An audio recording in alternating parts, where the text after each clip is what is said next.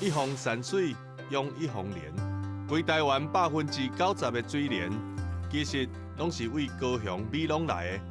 咱食的水莲菜，到底是需要经过偌济手续，才会当送上桌顶呢？哇！来吃水莲哦！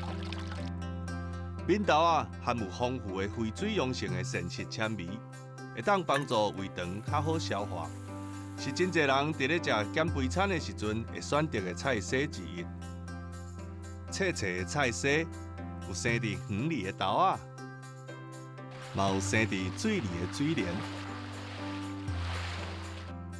亲身体验过做食人的工课了后，才知影原来做田是遐尼辛苦，遐尼无简单。公司台语台，台湾好滋味，上怀念的迄一味。